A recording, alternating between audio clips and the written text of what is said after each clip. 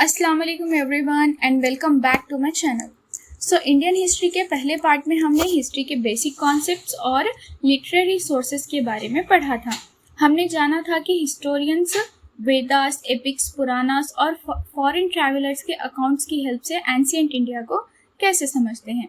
तो आज के इस लेक्चर में हम archaeological sources of ancient Indian history के बारे में डिटेल में पढ़ेंगे। आर्कियोलॉजिकल सोर्सेस हमें पास्ट की ऐसी इंफॉर्मेशन प्रोवाइड करते हैं जो फिजिकल एविडेंस पर बेस्ड होती है। इनमें एक्सकेवेशन, टूल्स, कॉइन्स, इंस्क्रिप्शंस और मॉन्यूमेंट्स जैसे इंपॉर्टेंट सोर्सेज शामिल हैं। इस लेक्चर के बाद आप समझ पाएंगे कि हिस्टोरियंस इन आर्कियोलॉजिकल एविडेंस की हेल्प से एंशिएंट इंडिया के पॉलिटिकल, सोशल और इकोनॉमिक और कल्चरल एस्पेक्ट्स को कैसे रिकंस्ट्रक्ट करते हैं। तो चलिए बिना किसी देरी के आज का लेक्चर हम स्टार्ट करते हैं। तो सबसे पहले तो है आर्कियोलॉजिकल एविडेंस। ओके, तो अब सवाल आता है कि जब एंशिएंट पीरियड के लोग लिखना नहीं जानते थे तो हिस्टोरियंस उनके बारे में कैसे जानते हैं।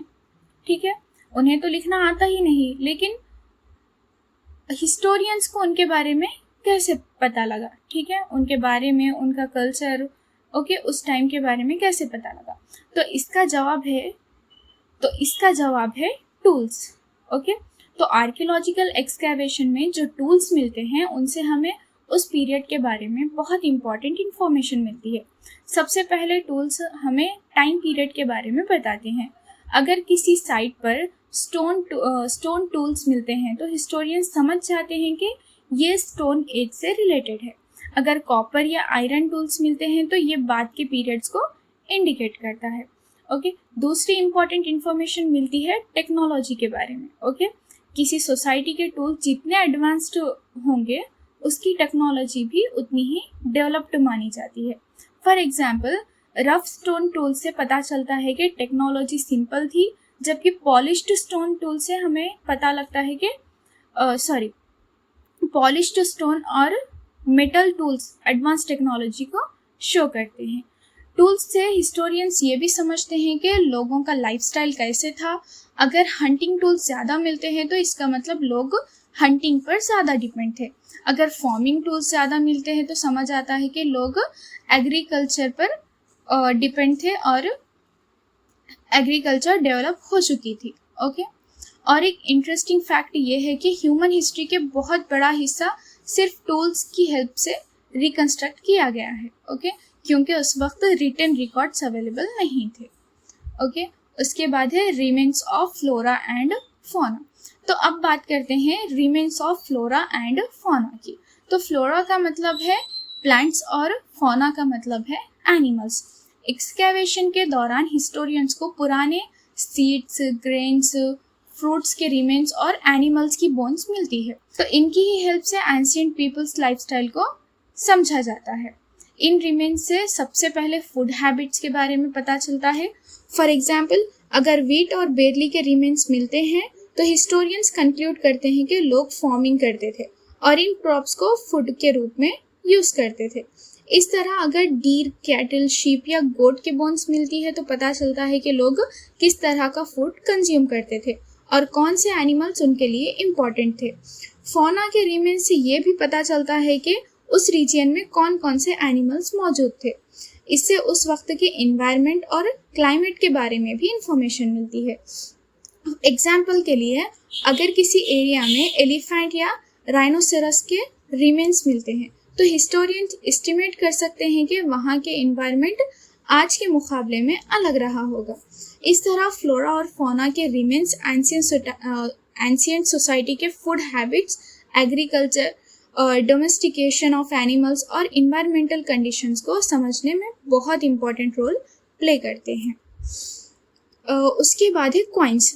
तो अब हम आर्कियोलॉजिकल सोर्सेस के एक और इम्पॉर्टेंट सोर्स कॉइन्स के बारे में पढ़ेंगे। तो कॉइन्स को हिस्ट्री का एक रिलिएबल सोर्स माना जाता है क्योंकि ये हमें उस पीरियड की पॉलिटिकल और इकोनॉमिक कंडीशंस के बारे में डायरेक्ट इंफॉर्मेशन देता है। कॉइन्स की स्टडी को नुमिस्मैटिक्स कहा जाता है और जो स्कॉलर्स कॉइन को स्टडी करते हैं उन्हें नुमिस्मैटिस्ट कहा जाता है। Okay, so first one is economy. Okay, so coin से हिस्टोरियंस को इकोनॉमी के बारे में इंफॉर्मेशन मिलती है। अगर किसी पीरियड में लार्ज नंबर ऑफ कॉइन्स मिलते हैं तो इसका मतलब ट्रेड और कॉमर्स काफ़ी डेवलप्ड था। कॉइन्स ये भी बताते हैं कि उस समय मनी इकोनॉमी एग्जिस्ट करती थी या नहीं। Okay, for example Gupta periods के गोल्ड कॉइन्स जो थे उस समय की इकोनॉमिक प्रॉस्पेरिटी को शो करते हैं। And next one is metallurgy. Okay, coin से उस पीरियड की मेटलर्जिकल टेक्नोलॉजी के बारे में भी पता चलता है। कॉइन्स किस मेटल के बने हैं? Gold, silver.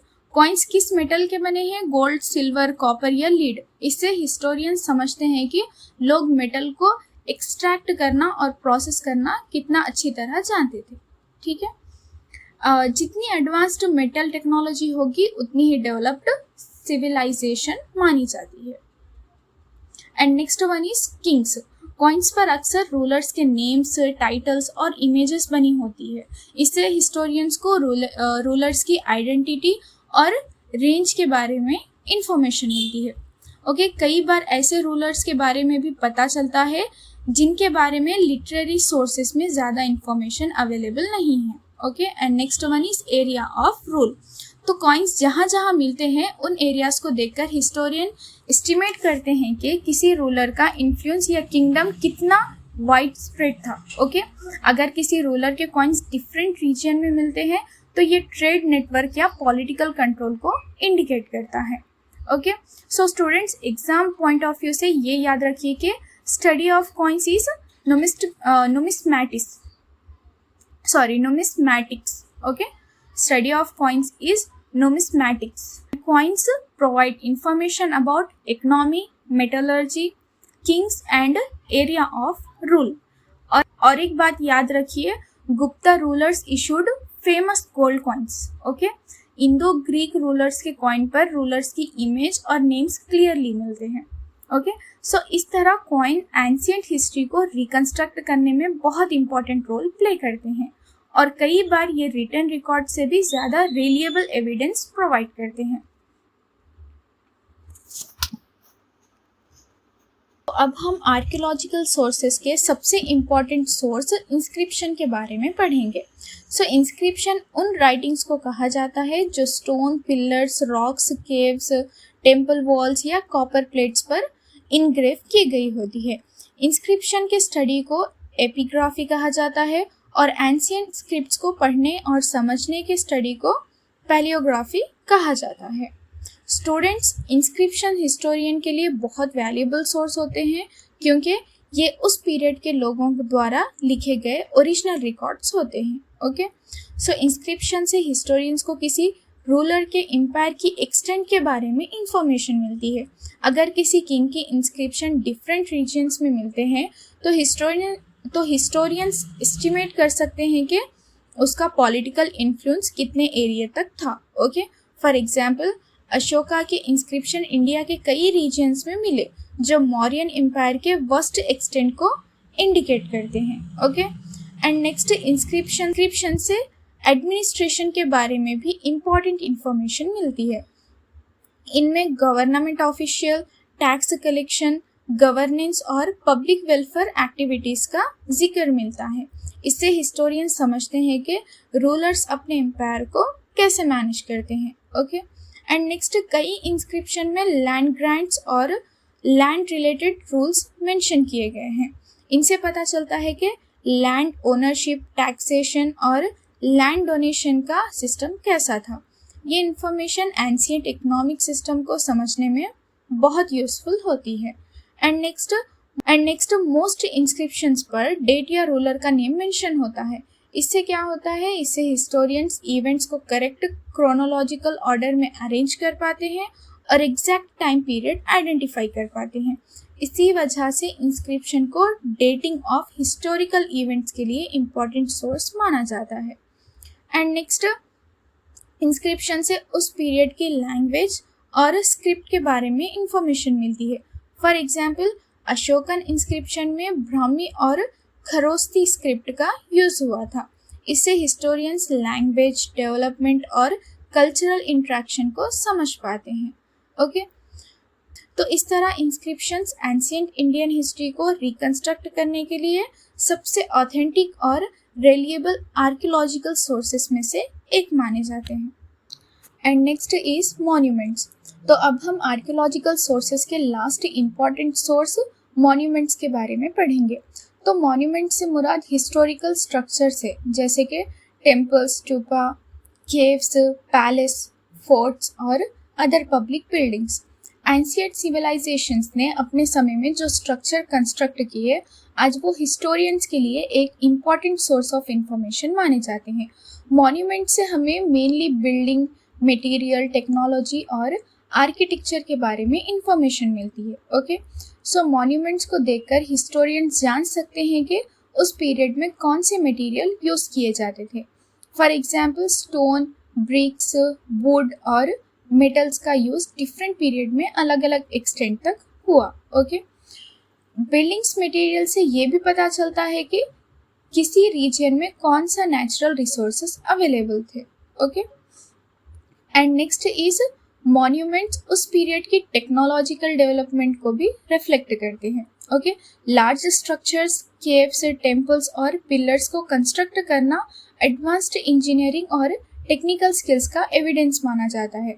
जितनी सोफिस्टिकेटेड कंस्ट्रक्शन टेक्निक्स होंगी, उतनी ही एडवांस टेक्नोलॉजी मानी जाएगी। For example ancient rock cut caves और मैसिव स्टोन स्ट्रक्चर उस पीरियड की इंजीनियरिंग एक्सेलेंस को शो करते हैं। मॉन्यूमेंट से आर्किटेक्चर्स और आर्टिस्टिक ट्रेडिशंस के बारे में वैल्यूएबल इंफॉर्मेशन भी मिलती है। डिफरेंट पीरियड्स में डिफरेंट आर्किटेक्चरल स्टाइल्स डेवलप हुई थी। हिस्टोरियंस मॉन्यूमेंट्स को स्टडी करके कल्चरल इन्फ्लुएंस, रिलीजियस बिलीफ्स और आर्टिस्टिक अचीवमेंट्स को समझते हैं। टेम्पल्स, स्टूपा और केव्स सिर्फ बिल्डिंग्स नहीं होते, बल्कि अपने समय की कल्चर और सोसाइटी का रिफ्लेक्शन भी होते हैं। सो स्टूडेंट्स, मॉन्यूमेंट्स हमें सिर्फ बिल्डिंग के बारे में नहीं बताते, बल्कि उस पीरियड की सोसाइटी, रिलीजियन, आर्ट और कल्चर के बारे में भी इम्पॉर्टेंट इंफॉर्मेशन प्रोवाइड करते हैं। फॉर एग्जाम्पल स्टूपा जो है बुद्धिज्म के डेवलपमेंट को इंडिकेट करता है। टेम्पल्स रिलीजियस प्रैक्टिस और आर्किटेक्चरल स्टाइल को शो करते हैं। केव्स एंशिएंट आर्ट और क्राफ्टमैनिज्म का एविडेंस प्रोवाइड करती है। तो इस तरह मॉन्यूमेंट्स आर्कियोलॉजिकल सोर्सेस का एक इम्पॉर्टेंट पार्ट है। इनकी हेल्प से historians building materials, technology, architecture, art, culture और रिलीजियस लाइफ के बारे में इंफॉर्मेशन कलेक्ट करते हैं और एंशिएंट इंडिया की हिस्ट्री को बेटर अंडरस्टैंड करते। सो स्टूडेंट्स, आज के लेक्चर में हमने archaeological sources of ancient India history को डिटेल में समझा। हमने जाना कि टूल्स हमें टाइम पीरियड और टेक्नोलॉजी के बारे में इंफॉर्मेशन देते हैं। Remains of flora and fauna की हेल्प से historians ancient peoples food habits, agriculture और एनिमल्स के बारे में जानते हैं। इसके अलावा हमने कॉइन्स की इम्पोर्टेंस को समझा, जो हमें इकोनॉमी, मेटलर्जी, किंग्स और एरिया ऑफ रूल के बारे में वैल्यूएबल इंफॉर्मेशन प्रोवाइड करते हैं। फिर हमने इंस्क्रिप्शन के through administration, extent of empire, language, script और टाइम पीरियड के बारे में जाना और आखिर में मॉन्यूमेंट्स के थ्रू बिल्डिंग मटेरियल्स, टेक्नोलॉजी और आर्किटेक्चर के डेवलपमेंट को समझा। ये सभी आर्कियोलॉजिकल सोर्सेस एंशिएंट इंडिया के पॉलिटिकल, सोशल, इकोनॉमिक और कल्चरल हिस्ट्री को रिकंस्ट्रक्ट करने में इम्पॉर्टेंट रोल प्ले करते हैं। अगले लेक्चर में हम प्री हिस्टोरिक पीरियड और स्टोन एज के बारे में डिटेल में पढ़ेंगे और जानेंगे कि अर्ली ह्यूमंस का लाइफस्टाइल कैसा था और ह्यूमन सिविलाइजेशन का डेवलपमेंट कैसे हुआ। अगर आपको ये लेक्चर यूजफुल लगा हो तो वीडियो को लाइक करिए, चैनल को सब्सक्राइब करिए और अपने फ्रेंड्स के साथ शेयर करिए। Thank you for watching. See you in the next lecture.